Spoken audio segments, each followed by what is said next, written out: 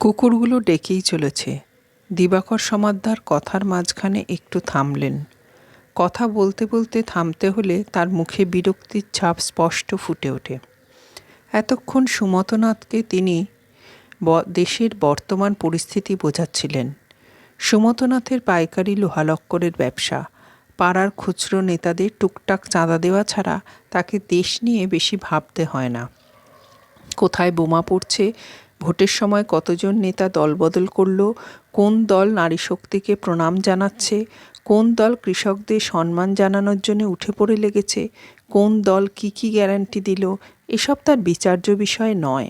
বরং সুমথনাথ ভাবে কিভাবে বিল্ডিংয়ের উপকরণ আরও বাড়ানো যায় দোকানের স্টকে।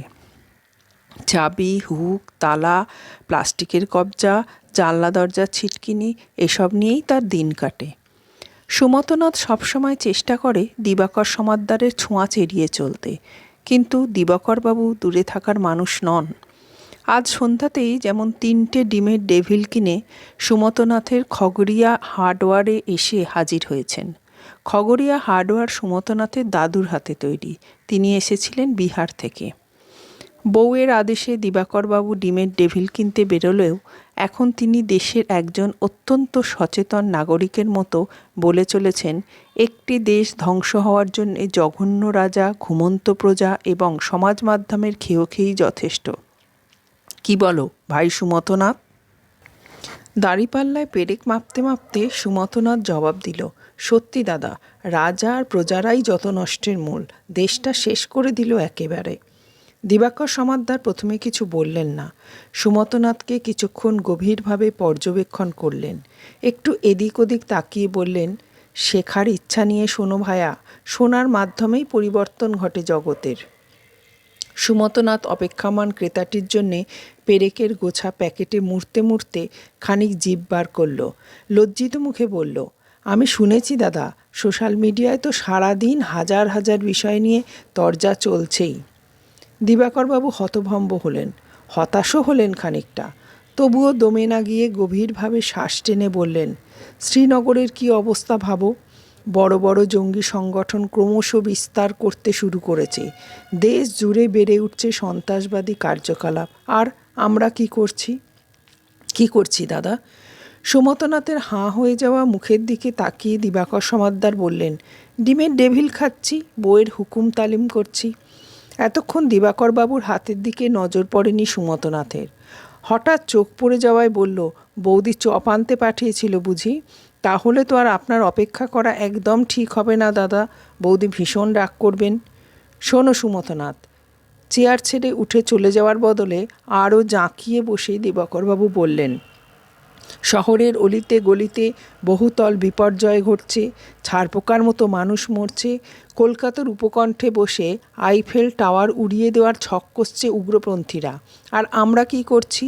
রাগ, অভিমান, তাপ উত্তাপের ঠুনকো সেন্টিমেন্ট আগলে গোটা জীবন কাটিয়ে দিচ্ছি। ছ্যা!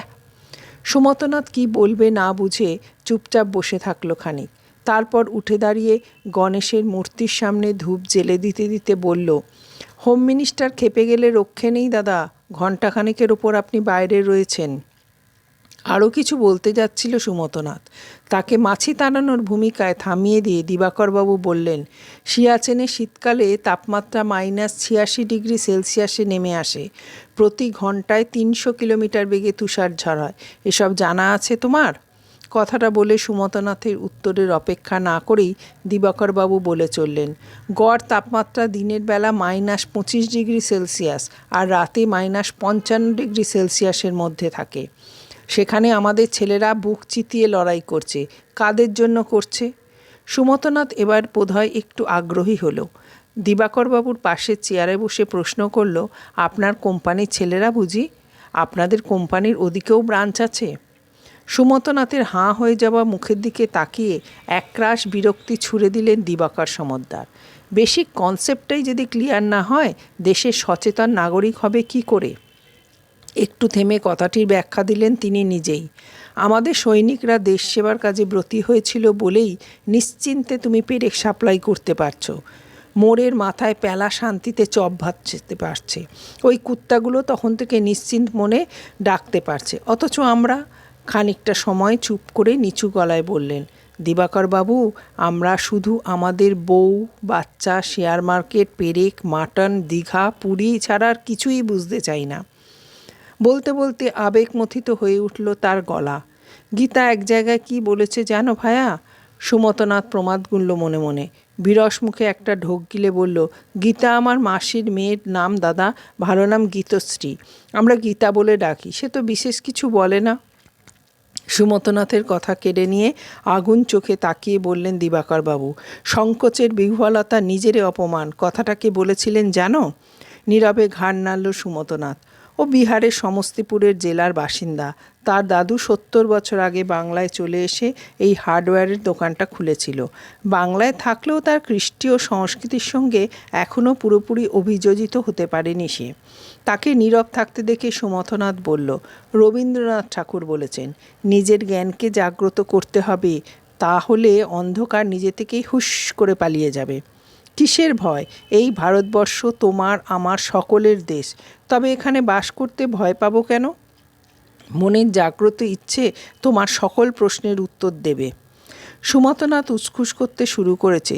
দু একজন ক্রেতা আসছে, তাদের প্রয়োজনীয় জিনিসপত্রগুলো দিতে দিতেই দিবাকর সমদ্দারের কথা শুনছে। সুমতনাথের এই এক দোষ, কাউকেই ও অপছন্দের কথাটা জানিয়ে উঠতে পারে না। বিয়ের আগে চম্পাকলিকে একটুও পছন্দ হয়নি ওর, কিন্তু বাবা মা আত্মীয় স্বজনের জোড়াজুড়িতে বিয়েটা শেষ পর্যন্ত করতেই হয়। দিবাকর সমদ্দার তার দোকানে প্রায়ই আসেন, এসেই গোটা দেশের বিভিন্ন বিষয় নিয়ে আলোচনা শুরু করেন। কিছু কথা সুমথনাথের মাথায় ঢোকে, বেশিরভাগই তার ক্লাস 8 অবধি বিদ্যের মাথার ওপর দিয়ে বেরিয়ে যায়। সুমথনাথকে চুপ থাকতে দেখে দিবাকরবাবু বললেন, যা বলছিলাম, গীতা এক জায়গায় বলেছে, আমাদের অবাধ্য মনকে সংযত করা খুব দরকার। পরমাত্মার ধ্যান, তীর্থবাস আর ব্রহ্মচর্যের দ্বারা সেটা সম্ভব। অথচ দেখো, ভগবান শ্রীকৃষ্ণের লীলা কথা শোনার মতো ধৈর্য ও সময় কোনোটাই আজ আমাদের নেই। আজকের এই প্রজন্মের ছেলেদের কথাটা একবার ভাবো। দিবাকরবাবুর কথামালার সাময়িক বিরতিতে সুমতনাথ চোখে দেওয়াল ঘড়িটার দিকে একবার তাকালো। 8:35 বাজে। ভাবল বৌদির ডিনারের সময় হয়ে গেল বোধহয়, কিন্তু সাহস করে কথাটা সে আর বলে উঠতে পারল না।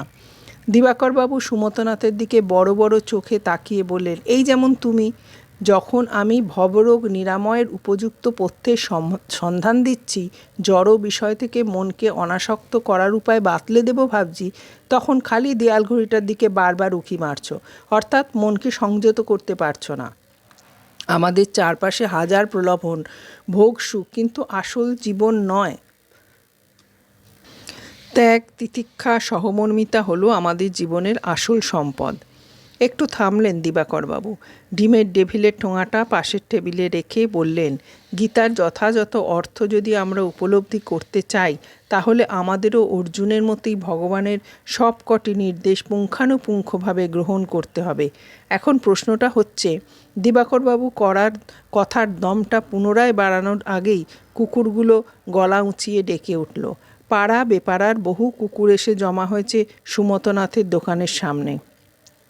সুমতনাথ দোকান থেকে দুপা বেরিয়ে এদিক ওদিক তাকিয়ে দেখতে লাগলো কুকুরগুলোকে, কিন্তু তাদের চিৎকারের কারণটা বুঝতে পারল না কিছুতেই। দিবাকরবাবু কুকুরগুলোর দিকে ভাবলেশহীনভাবে তাকালেন একবার। সুমতনাথ চেয়ারে বসতেই তিনি গম্ভীর হয়ে বললেন, মহাভারতেও যে কুকুরের সন্ধান দেওয়া আছে সেটা নিশ্চয়ই তোমার অজানা। মহাভারতে কুকুর?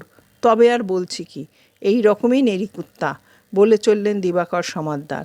পাণ্ডবরা তাদের রাজ্য ত্যাগ করার সংকল্পে দৃঢ় ছিল এবং তাদের চূড়ান্ত যাত্রার অংশ হিসাবে হিমালয়ের একটি মেরু পাহাড়ে আরোহণ শুরু করেছিল। যুধিষ্ঠির পথ দেখিয়েছিল ভীম, অর্জুন, নকুল, সহদেব এবং দ্রৌপদীকে। তাদের যাত্রাপথে একটি কুকুরও তাদের সঙ্গে ছিল। তাই নাকি? ফোঁস করে একটা দীর্ঘশ্বাস ফেলে সুমতনাথ বলল, কুকুরটা নিশ্চয়ই যুধিষ্ঠিরের খুব পেয়ারের ছিল। সুমতনাথের কথাকে পাত্তা না দিয়ে দিবাকরবাবু বললেন, কুকুরটি ধর্মের ঈশ্বরে রূপান্তরিত হয়েছিল এবং ইন্দ্রের রথে যুধিষ্ঠির স্বর্গে উঠেছিল। দিবাকরবাবুর কথা শেষ হওয়ার আগেই অন্তত 8-10টা কুকুর লাফিয়ে ঝাঁপিয়ে পাড়া মাথায় করে তুলল। তারা সকলেই সুমতনাথের দোকানের দিকে তাকিয়ে ডেকে চলেছে প্রাণপণে, কুকুরগুলোর দিকে তাকিয়ে দিবাকরবাবু বললেন, কুকুর আগামী সময়ের বার্তা বহন করে। কোনো অশুভ আত্মা চারপাশে ঘোরাফেরা করলে কিংবা কেউ মারা গেলে কুকুর বুঝতে পারে, তাই তারা ডাকে। কিন্তু এখানে কি ঘটছে?